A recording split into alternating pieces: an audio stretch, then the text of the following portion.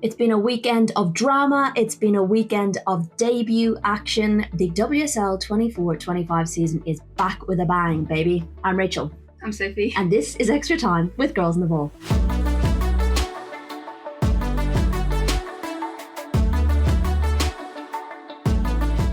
Come on, you love that intro.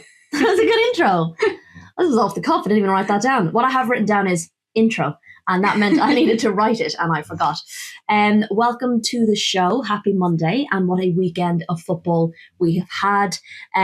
Before we go anywhere, this is your usual. I want to make sure you've all subscribed wherever you're watching, and that you're listening to all. You're following us on all of our platforms, so that you don't miss any episodes this season, because we do plan to do some more. We're also going to try and do what we meant to do last season, which was to make this format shorter, sharper, rundown of what's happened at the weekend, who the results, the scores, where everyone sits on the table of the WSL and the Championship. We'll have a little chat about key things each game, and particularly the games that we got to. We're going to try and keep it a little bit shorter and sharper. And if you're watching it on YouTube, you will see that my hair is wet. So all the more reason for this to be quicker than our previous episodes, because it's just going to get frizzier and frizzier as it goes on. So apologies in advance. She basically thought I talked too much last season, which no one has ever said ever. I know, but when you talk about football, you can talk.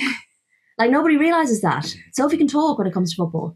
And sometimes I have to give her the eyes of the kind of okay, wrap it up now, girl. We've got 4 more matches to talk through, and we've spent 10 minutes on this one.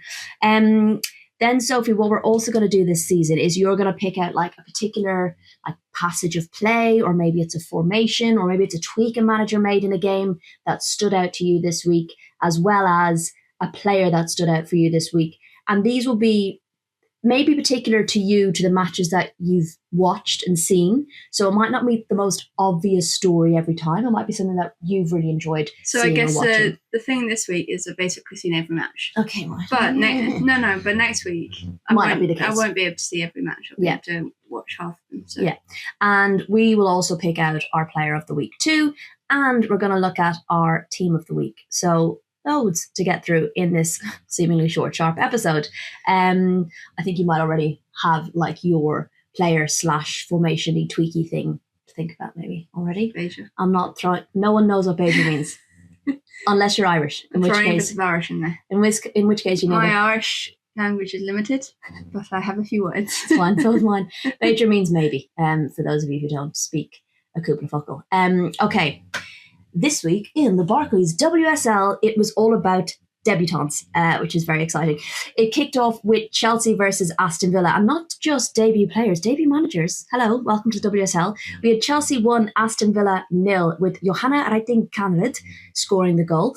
Manchester United 3, West Ham 0, Jace, Galton and Clinton on the score sheet. Brighton 4, Everton 0. Kiko Seika got a hat-trick, and Fran Kirby also on the score sheet. Arsenal 2, Manchester City 2, Monum, Mead, Miedema and Park, God, that was a mouthful, with the goals. Liverpool 1, Leicester 1, Hug and Rantala getting the goals there. And then Spurs 4, Crystal Palace 0. Rasso, Naz, Spence and Antonin getting the goals.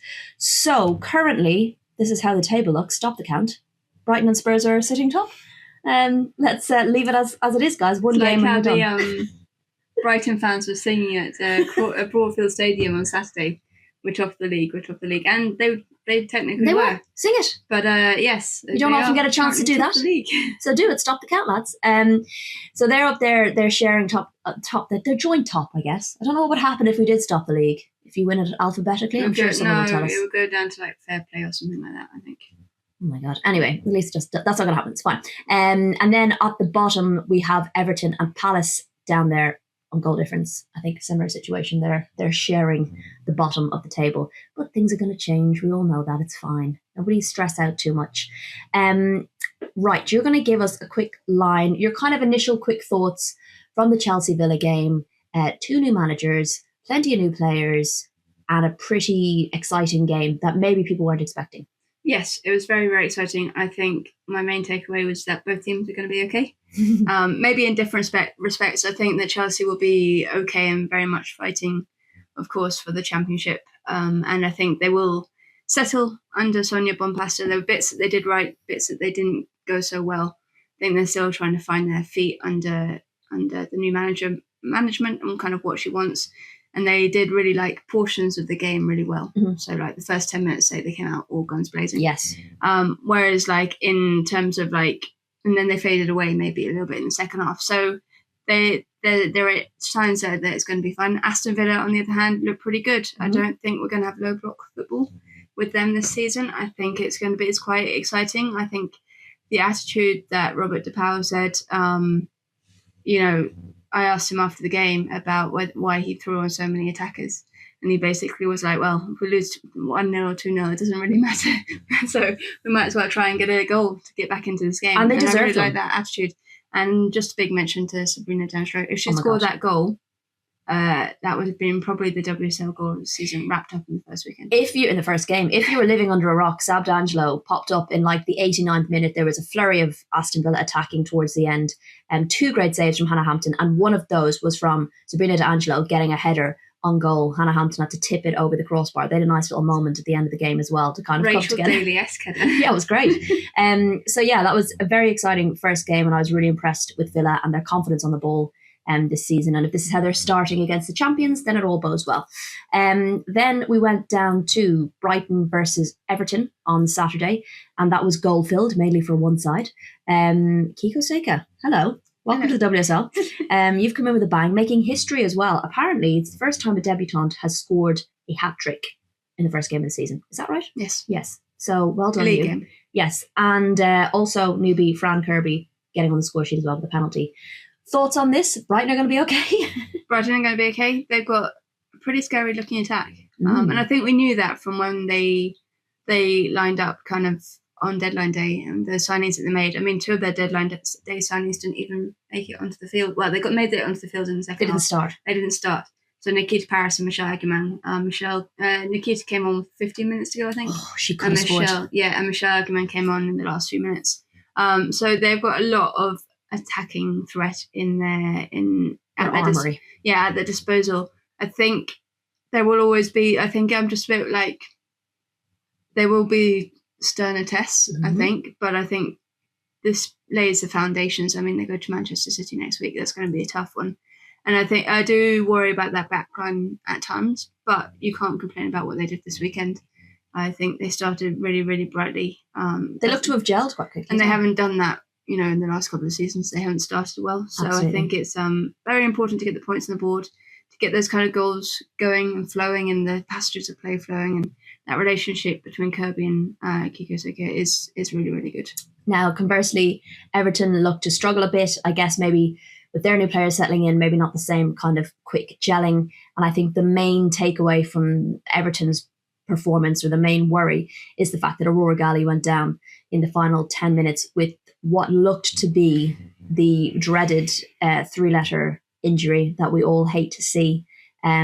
For me, it was the reactions of the players and the opponent players around her and the referee, who it was immediately they knew it was something bad, and they were all immediately calling over the physios. So and also what Brian said to you. Well, yeah, but last season Brian said one of the players' legs was basically hanging off, and he was very dramatic about it. So I'm not going to go directly from what Brian said, but more so from everyone else. But fingers crossed for a better outcome, and it's not what we think, because she is such a key player to that Everton squad, and I'd be absolutely gutted for her if that was the case. But sending you all our well wishes, Yaya. Okay, then on Sunday we went to the blockbuster Arsenal versus Manchester City at the Emirates, both of course coming off, both sandwiched between Champions League games, right? Man City having a great time over in Paris, Arsenal having less fun in Gothenburg, and then coming to the Emirates, 41,000 people at the game, for a blockbuster. There were moments of maybe lull in the game, but it started quick and it ended quick, and it lived up to the hype. Yes, I think it was both teams had their really good points again. Both teams had their not so good points. I think Arsenal, on the balance of things, will feel they should have won it. And I know I spoke to Lotte Moy afterwards, and she said that with the chances that they had, in terms of the quality of the chances that they had, that they should have put away. I think they will feel that they won it, but both sides missed chances. I think Arsenal started really well. I know Viv Miedema had that chance early on when she robbed Kim Little. I wish I put my house on her scoring. But I do think Arsenal, the way that they played, the way they tried to stretch Manchester City, the way they were trying to bypass the kind of their press, and once they knew that once they broke the press of Manchester City, they would have space to run into, and they did it time and time again. I thought Katie McCabe was superb. There was her ball to Stina Blackstenius. That was an absolute dime.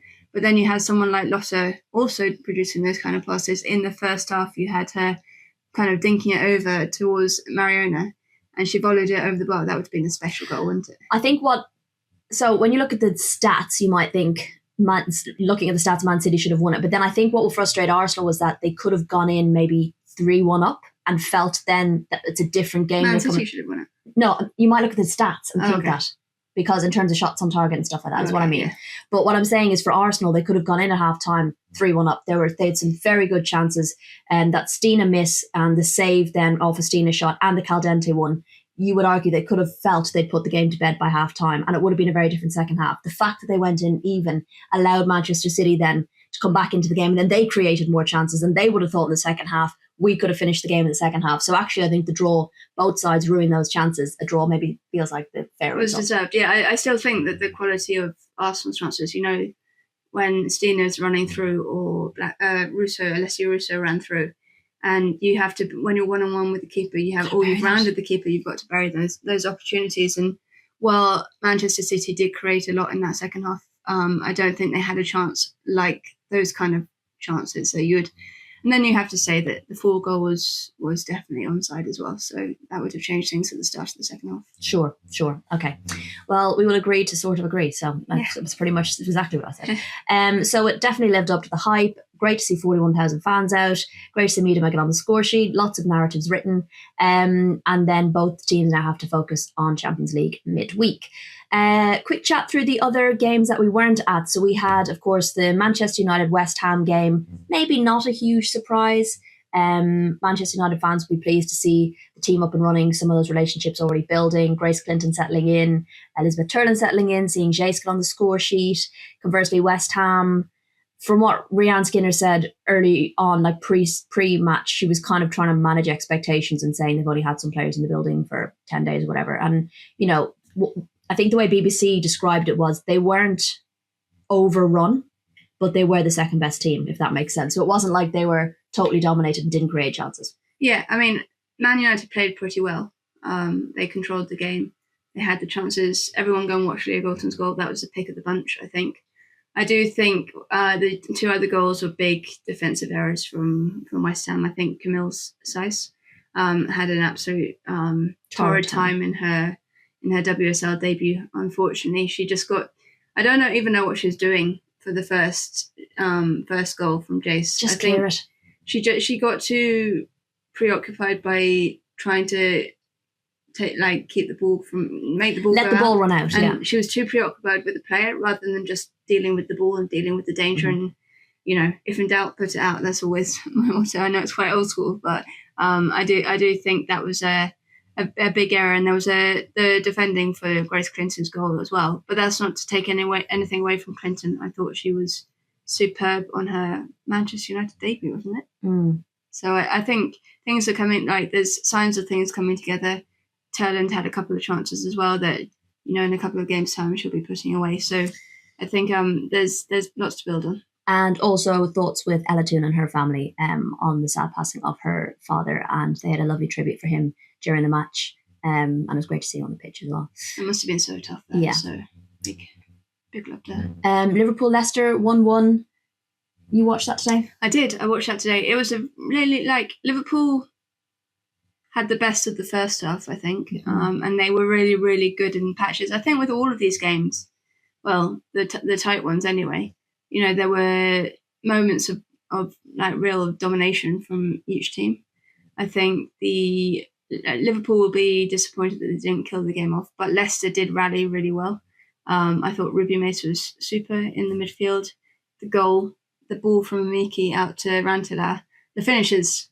It's pretty special, but that ball, I know the defender sticks out a leg and just gets a touch on it, and it kind of helps it along, but it's an absolute peach of a pass. So I think in the end, probably fairly fair result, I would say. They will both have things to build on. I thought the other one that really stood out was Naomi Michon in the forward role for Leicester. She looks right at home.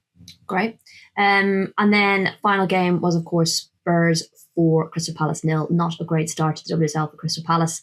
They had 0 shots on target, according to BBC stats, whereas Spurs had 26 shots created, 17 on target, I think it was, which is huge number, putting 4 away. And they did have a number of chances that they should have scored, so it could have been more.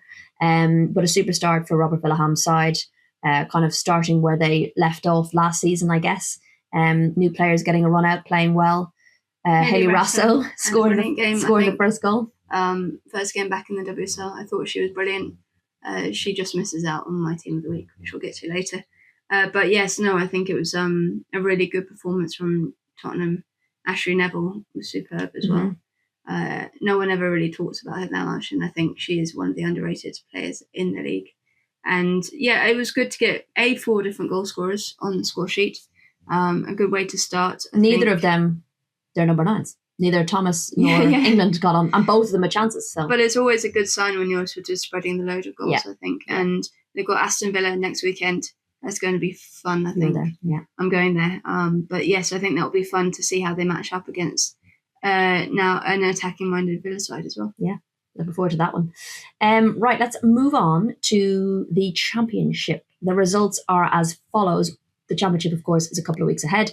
Charlton 2, Durham 1, Birmingham 4, Portsmouth 0, London City 2, Bristol City 1, Newcastle 2, Sheffield 0, and Southampton 0, Blackburn 1. So a couple of surprise results in there. I think Blackburn getting one over Southampton. I think London City beating Bristol is another notable one.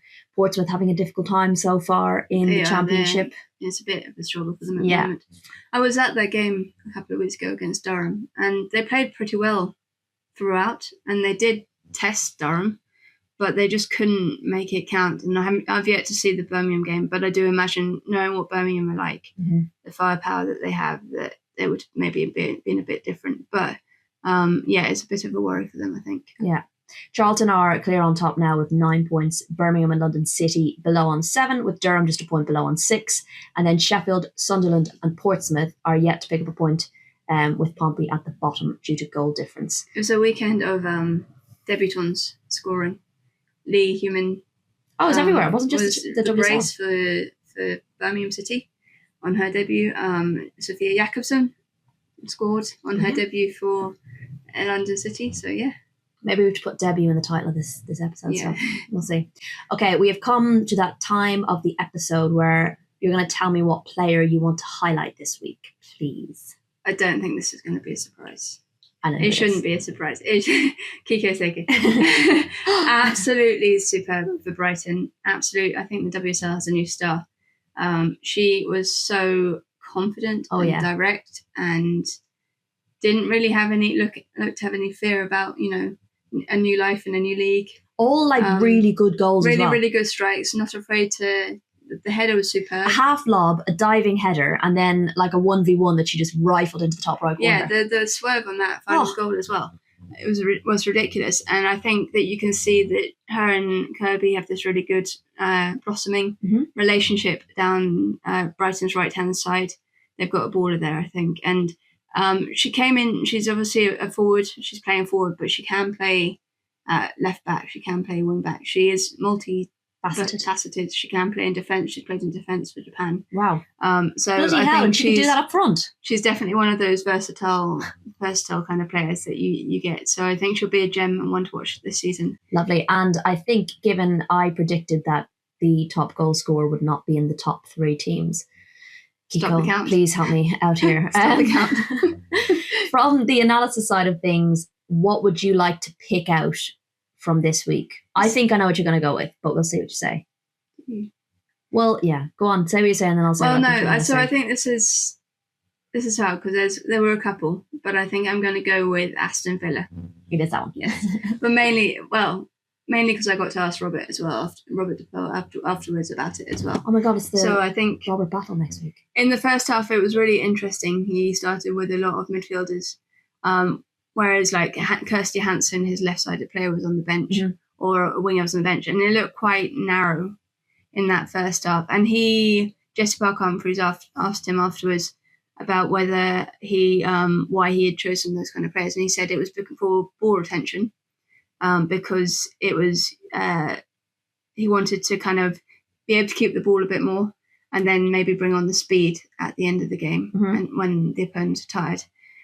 But I thought it looked a little bit lopsided. Yeah. You had Thomas, who I thought was superb, but she was on her own running down that left side and not getting a lot of support from Kenza Dali, who kept inverting inside. And then in the second half, he took off Staniforth. Messi Bocans dropped deeper. Staniforth was on a yellow, so it was probably a sensible substitution anyway, and brought on Kirsty Hansen, and it just looked a whole lot more balanced. Yeah, because Chelsea were able to exploit that side, weren't they? Yeah, and the goal, I know Johanna Wrighting-Canary cuts inside, it's the chop and go, but she had Lucy Bronze with acres of space out on her right side. And it just was an example of how kind of where the space towards was. The other side that Aston Villa were shifting. So I do think they had a lot more balance in that second half, bringing Kirsty Hansen on. And he just said it was down to, the analysis that he made and the decision to bring her on at half-time was to try and fix some of those things. And despite you getting your left and right mixed up during the question, I actually think you quite appreciated the tactical question. It's just I just have this luck about me that I just embarrass myself in front of new managers. Calling Chloe Kelly at one point in a press conference. And I do swear I'm not stupid. She's really not. Like, she's more intelligent than I am. Not that that's a high bar, but true. She is very intelligent. But I just tend to get myself in a muddle. You didn't seem to mind. Okay, our moment of the week. We probably should have discussed this beforehand. Oh. Do we have the same one? We might do. Is it Miedema making her return to Arsenal? That's your moment. No, that's your moment of the week. Okay, fine. Well, that's my moment of the week. I thought she got a lovely reception. Arsenal fans applauded her when her name was being called out in the team sheet, and she got a lovely ovation when she was going off. And of course, she scored, which you just absolutely could have bet your house on. So that was a nice moment for me. My moment of the week is a bit of a silly one.